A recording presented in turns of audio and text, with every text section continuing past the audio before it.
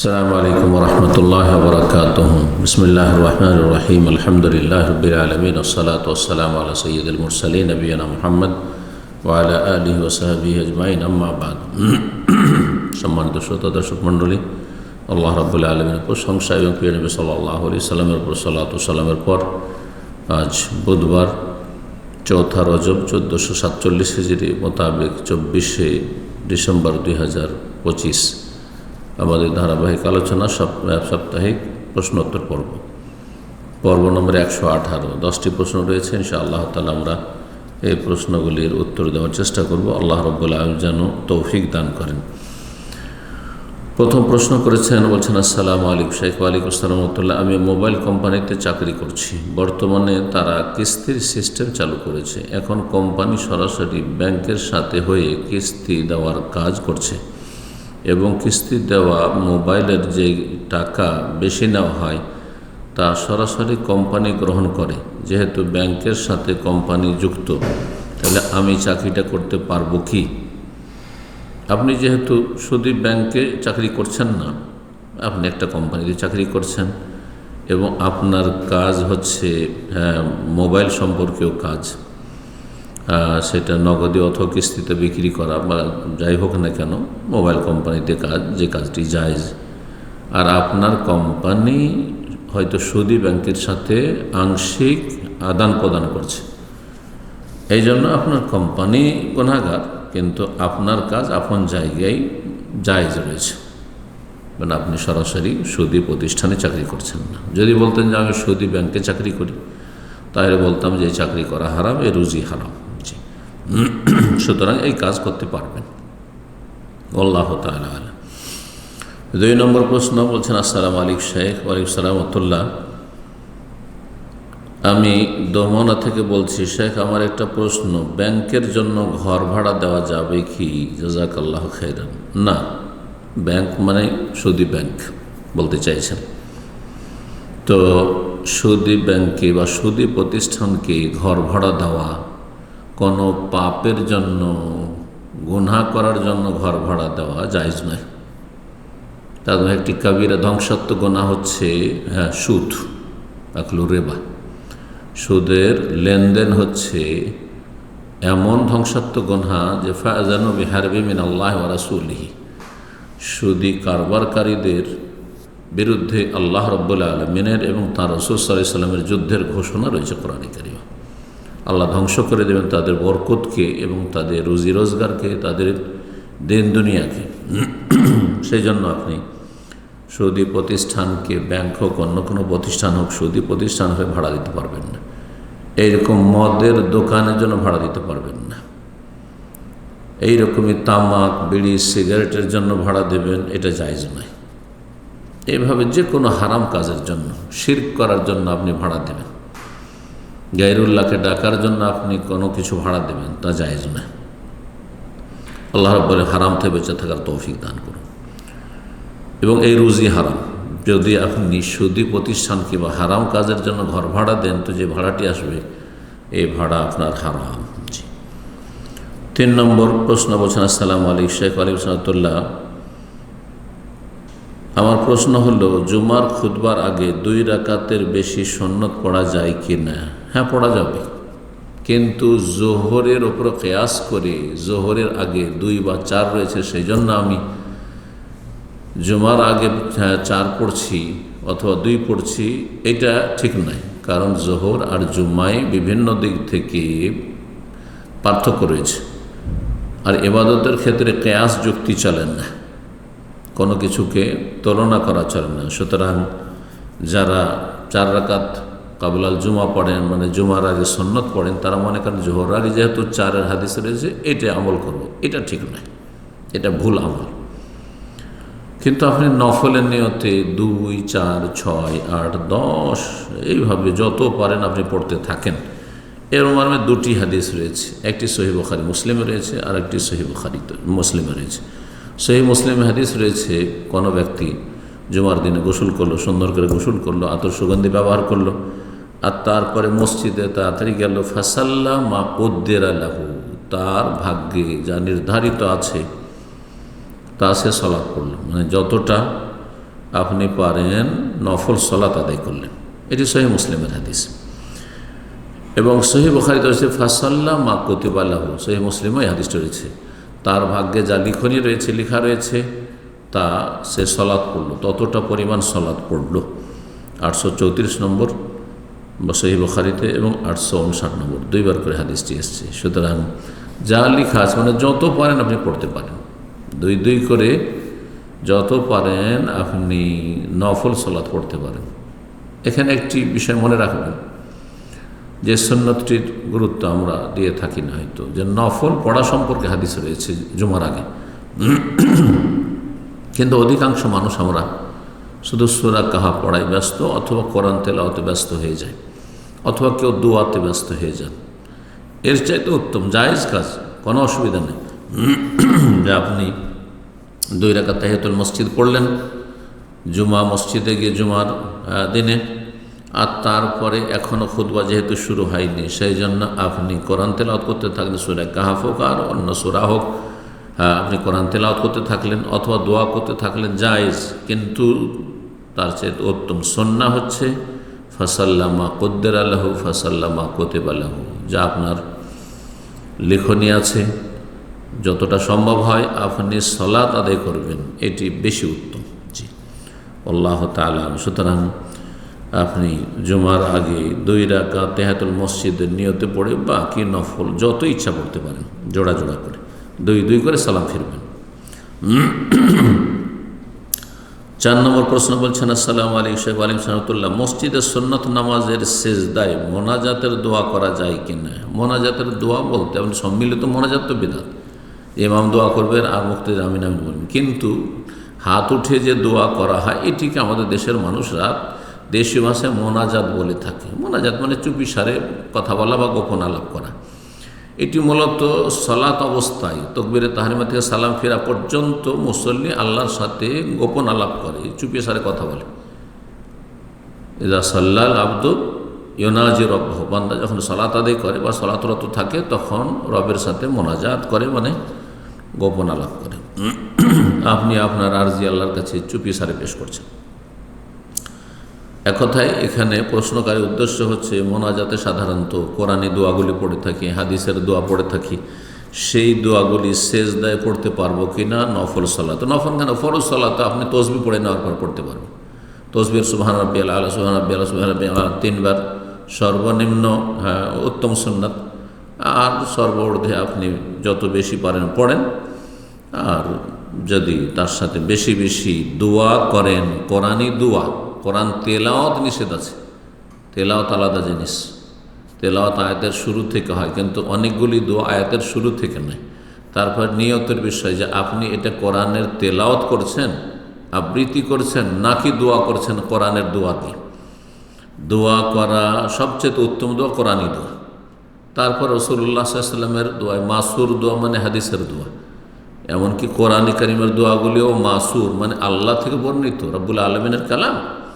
সুতরাং দোয়ায় মাসুরা মানে আমাদেরকে বুঝে নিতে হবে যা মানকুল হয়েছে, যা বর্ণিত হয়েছে, হয় কোরআনে কারিমে আল্লাহর কালাম, সেই দোয়াগুলি আল্লাহ শিখিয়েছেন স্বয়ং, অথবা রাসূলুল্লাহ সাল্লাল্লাহু আলাইহি ওয়াসাল্লামের হাদিসে বর্ণিত হয়েছে দোয়া, এগুলোকে দোয়ায় মাসুরা বলা হয়।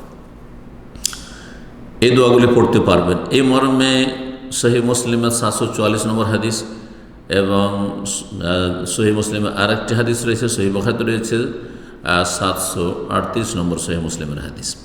এই হাদিস হচ্ছে আকরাবু মা ইয়াকুনুল আবদু মির রাব্বিহি ওয়া সাজিদ, সবচাইতে নিকটবর্তী বান্দা হয়ে যায় রবের যখন সিজদায় অবনত হয়। সিজদায় যখন মানুষ লুটিয়ে পড়ে সবচেয়ে কাছাকাছি হয়ে যায় আল্লাহর।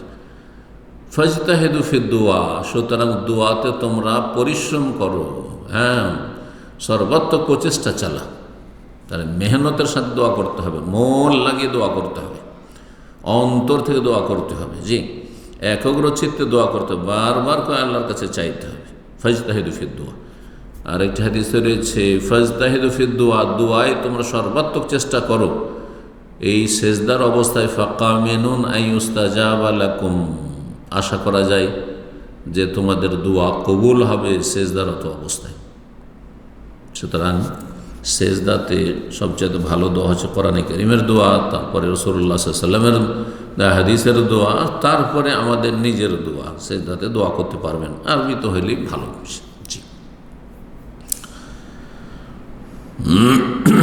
5 নম্বর প্রশ্ন বলছেন, আসসালামু আলাইকুম শেখ ওয়ালাইকুম রাহমাতুল্লাহ। একটি লিঙ্ক দিয়েছেন, তারপরে বলছেন উপরোক্ত লিঙ্কে একটি রুকিয়া পেপারের প্যাকেট বিক্রির প্রচারণা চলছে, যেখানে বলা হচ্ছে যে সে কাগজ পানিতে ভিজিয়ে গোসল করা বা পান করার মাধ্যমে সেহেরের চিকিৎসা করা যায়। এখন প্রশ্ন হলো, এমন পদ্ধতিতে বিশেষ কাগজ পেপারে কিছু লিখে তা পানিতে ভিজিয়ে পান করানো বা গোসল করানো সেহের ও রোগ ব্যাধির বিরুদ্ধে রুকিয়ার সহি আমল হিসাবে শরীয়তসম্মত কিনা, এ বিষয়ে আপনার দিক নির্দেশনা আশা করছি। এটি রাসূলুল্লাহ সাল্লাল্লাহু আলাইহি ওয়াসাল্লাম থেকে প্রমাণিত নয়, কোনো সাহাবী থেকে প্রমাণিত নয়, কোনো তাবেঈ থেকে প্রমাণিত নয় যে একটা দোয়া লিখলাম, হ্যাঁ, রব্বি আন্নী মাসানি আদ-দুররু ওয়া আনতা আরহামুর রাহিমিন, অথবা লা ইলাহা ইল্লা আনতা সুবহানাকা ইন্নী কুনতু মিনাজ জালিমিন, অথবা আসারুল্লাহ আল-আযীম রাব্বাল আরশিল আযীম আন ইয়াশফিয়ানি আও ইয়াশফিয়াক। এইভাবে যে কোনো শেফার আরোগ্যের দোয়া বা আয়াত লিখে কোনো পাত্রে অথবা কাগজে, আর তারপরে সেটা ধুয়ে গোসল করিয়ে দিলাম, আর সেটা ধুয়ে পানিটা পান করে নিলাম বা পান করিয়ে দিলাম, আর বললাম যে এই রোগ ভালো হবে সেই রোগ ভালো হবে, এটি সুন্নাহর চাইতে বেদাতের কাছাকাছি। সুন্নাহর চাইতে বেদাতের কাছাকাছি। বেদাত না বলে বেদাতের কাছাকাছি এই জন্য বললাম যে ইমাম ইবনে তাইমিয়া রাহিমাহুল্লাহ এটিকে বলেছেন যে জায়েজ আছে, কিন্তু কোনো দলিল তো বর্ণনা করেননি। সুতরাং এত বড় একজন ইমাম এবং ইমাম আহলুস সুন্নাহ ওয়াল জামাত, ইমামুস সালেফিন, হ্যাঁ, তিনি বলেছেন যে জায়েজ। সুতরাং কেউ যদি মনে করে যে এটা করব, তার ফতোয়ার ভিত্তিতে করতে পারে, কিন্তু এটি সুন্নাহ নয় বা সুন্নাহ দ্বারা প্রমাণিত নয়। এগুলো থেকে বেঁচে থাকাটাই হচ্ছে নিরাপদ। আল্লাহু তাআলা আলাম। জি। 6 নম্বর প্রশ্ন, আসসালামু আলাইকুম শেখ ওয়ালাইকুম রাহমাতুল্লাহ। আমার বয়স 25, বিশ্ববিদ্যালয়ের ছাত্র, ইনকাম করি না। আমার বাবার উপার্জনের উৎস 2টি। প্রথম উৎস থেকে তিনি হালাল হারাম মিশ্রিত হারামের অংশ বেশি উপার্জন করেন। আল্লাহ তাকে হালালে ক্ষান্ত হওয়ার তৌফিক দান, হারাম থেকে রক্ষা করুন। আমাদের সকলকে আল্লাহ হারাম থেকে রক্ষা করুন। আর দ্বিতীয় উৎস হলো হালাল উপার্জন করেন। আমার জন্য কি বাবার প্রথম উৎসের উপার্জন, হালাল হারাম মিশ্রিত উপার্জন, হারাম অংশ বেশি থেকে জীবন ধারণ করা জায়েজ? আপনি সেখান থেকে নিতে যাবেন না, আপনি বলবেন যে আমার খরচ লাগবে, আমার ইউনিভার্সিটি লেখাপড়ার খরচ লাগবে। এখন উনি হালাল থেকে দিচ্ছেন না হারাম থেকে দিচ্ছেন, সেটা আপনার তদন্ত করার প্রয়োজন নেই, জিজ্ঞাসা করার প্রয়োজন নেই। আর নিজের থেকে হারামের উৎস থেকে আপনি নিতে যাবেন না, যাতে করে আপনিও হারামে জড়িয়ে না যান। আর আপনার অধিকার রয়েছে, আপনার বাবার উপর যেহেতু নির্ভরশীল, আপনি সেই ফ্যামিলিতে আছেন, আপনি এখনও কাজে লাগেননি, সুতরাং আপনি আপনার নাফাকা, সুকনা, আপনার ভরণ পোষণ, খরচ খরচা, লেখাপড়ার নিতে পারবেন। কোথা থেকে দিচ্ছেন তিনি জবাব দেবেন। যদি হারাম থেকে দেন, রবের কাছে তিনিই জবাবদিহিতা করবেন, আপনার জন্য হালাল। কিন্তু আপনি যদি বলেন যে না, আপনি আপনার ওই যে ব্যবসা, হারাম ব্যবসাটা আছে, যেটা হারাম মিক্সচার আছে, সেখান থেকে আমি পয়সা নিয়ে গেলাম সেই ক্যাশ থেকে, তখন আপনার জন্য হারাম হবে। কেন আপনি স্বেচ্ছায় আপনি হারাম থেকে নিতে যাবেন, বা হারামের সংমিশ্রণ যেখানে আছে সেখান থেকে নিতে যাবেন? এটা থেকে বাঁচবেন, জায়েজ নয় আপনার জন্য এটি। আল্লাহ সবাইকে তার ভয় ভীতি দান করেন এবং হারাম থেকে বেঁচে থাকার তৌফিক দান করেন। 7 নম্বর প্রশ্ন বলছেন, আসসালামু আলাইকুম শেখ ওয়ালাইকুম রাহমাতুল্লাহ। আমরা 2 ভাই 4 বোন। আমার বাবার একটা জায়গা বিক্রি করে 19 লাখ টাকা পেয়েছি। এখন আমরা এক ভাই কত টাকা পাবো আর এক বোন কত টাকা পাবে, দয়া করে জানাবেন। আমার মা নেই, বাবা নেই। এই ক্ষেত্রে বলবো যে আপনার 2 ভাই 2 দুগুণে 4 ভাগ হবে, আর 4 বোনের 4 ভাগ, তো 8 ভাগ করবেন। এই 19 লাখ টাকাকে 8 ভাগ করবেন, 19 লাখকে 8 ভাগ করবেন। তাই 2 লাখ এক ভাগে পড়বে, 2 লাখ করে হলে 16 লাখ হয়ে গেল, আর 3 লাখ টাকা, বাকি 3 লাখ টাকা। আর তখন 8 ভাগে ভাগ করে যত টাকা পান, 3 লাখ প্লাস কত হাজার পাবেন, আপনি অঙ্ক হিসাব কষে নেবেন। অঙ্ক করার জন্য কোনো আলেম নয়, বরং এটি আপনার কাজ। আলেমের ফতোয়া হচ্ছে বা ফারাইজ হচ্ছে যে আপনাকে বলে দেবে যে আপনি দ্বিগুণ পাবেন এক বোনের চাইতে। কথা বোঝা গেছে? তো এক ভাগে যখন 8 ভাগ হলো, তো এক ভাগে 2 লাখ প্লাস 8 2 16, 2 লাখ প্লাস কিছু হবে, তো 2 লাখ প্লাস হবে। তো সেটা ভাগ করে আপনার যদি ধরেন বোন 2 লাখ এত পেল, তো আপনি 4 লাখ এত পাবেন, এই আর কি। আল্লাহ তাআলা আলাম। 8 নম্বর প্রশ্ন বলছেন, আসসালামু আলাইকুম শেখ। ওয়ালাইকুম সালাম। আমি আমার পরিবারের একমাত্র উপার্জনের পথ, আমার কোনো ভাই নাই, আমার বাবা থাকতেও নেই, উনি আলাদা থাকে। আমি একটা কিন্ডারগার্টেন স্কুলে চাকরি করি, ওখানে ছেলে এবং মেয়ে একসাথে কাজ করতে হয়। এখন সেখানে আমাকে না চাইতেও তাদের সাথে কথা বলতে হয়। আমি আগে পর্দা করতাম। প্রশ্ন কোনো এক বোনের বলছে, পর্দা করতাম না আগে, তবে 4-5 মাস থেকে পর্দা করা শুরু করি। আলহামদুলিল্লাহ, আল্লাহ আরও তৌফিক দান করেন, পুরোপুরি ইসলাম পালনে তৌফিক দান করেন। 5 ওয়াক্ত নামাজ আউয়াল ওয়াক্তে আদায় করি আলহামদুলিল্লাহ। আপনার বিভিন্ন ভিডিও দেখি, ওইখান থেকে অনেক কিছু শিখেছি আলহামদুলিল্লাহ। শেখ, আমি এই অবস্থায় কিভাবে চলাচল করব বা কিভাবে নিজেকে গুছিয়ে রাখবো একটু বলবেন। বলছেন যে ওখানে ছেলে মেয়ে একসাথে কাজ করতে হয়, যথাসাধ্য সেখানে আপনি পর্দা মানে বোরখায় গোটা শরীর ঢেকে রাখবেন, মুখমণ্ডল ঢেকে রাখবেন, আর একবারে ফ্রি মিক্সিংয়ে যাবেন না। যেখানে নির্জনতা, একজন শুধু পুরুষ আছে, সেখানে আপনি একা হবেন না। তবে 2-3জন মহিলা আছে আর সেখানে একজন পুরুষ আছে, অথবা 2-3জন পুরুষ আছে আর সেখানে একজন মহিলা আছে বা 2জন মহিলা আছে, আর খোলা সব জায়গায় বন্ধ দরজা না, নির্জনতা নেই। এইরকমভাবে আর দূরত্ব বজায় রেখে শালীনতার সাথে এবং স্বাভাবিক ভাষায় কথা বলবেন, মিষ্টি সুরে বেগানা পুরুষের সাথে কথা বলবেন না, যাতে তাতে ফিতনার কারণ না হয় আপনার জন্য বা তাদের জন্য। আল্লাহ রাব্বুল আলামিন হেফাজত করুন।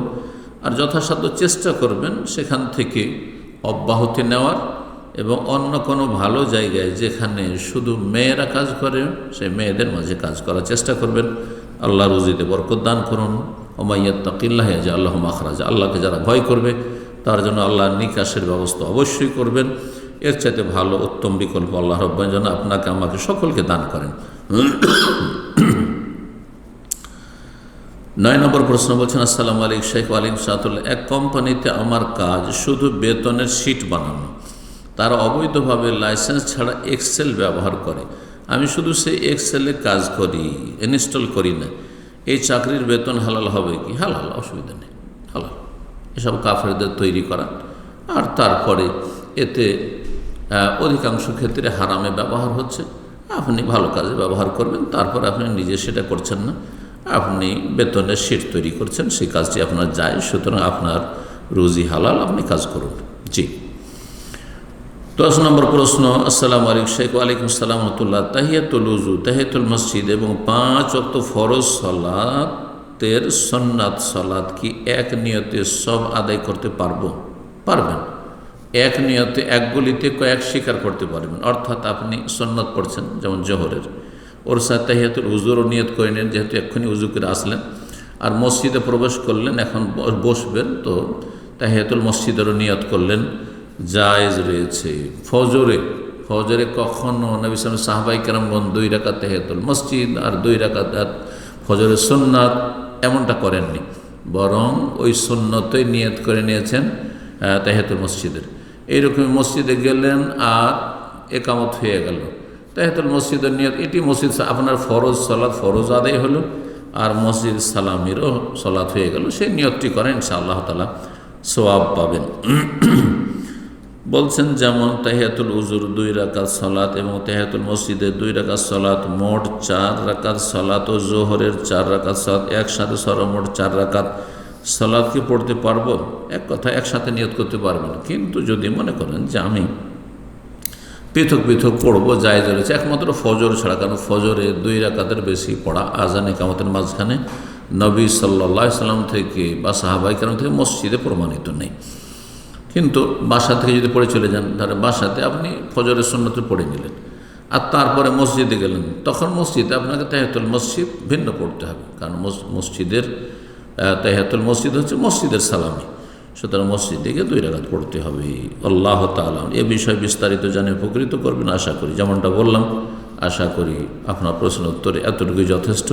আল্লাহ রাব্বুল উপকারী জ্ঞান দান করেন, নেক আমলে তৌফিক দান করেন, সমস্ত বিভ্রান্তি থেকে, বালা মুসিবত থেকে, সমস্ত অনিষ্টকারী অনিষ্ট থেকে আল্লাহ হেফাজত করেন। জালেমের জুলুমকে আল্লাহ প্রতিহত করেন এবং জালেমকে আল্লাহ সর্বনাশ করেন, আর মাজলুমকে আল্লাহ সাহায্য করেন। সুবহান রাব্বিকা রব্বিল ইজ্জাতি আম্মা ইয়াসিফুন ওয়া সালামুন আলাল মুরসালিন ওয়ালহামদুলিল্লাহি রাব্বিল আলামিন।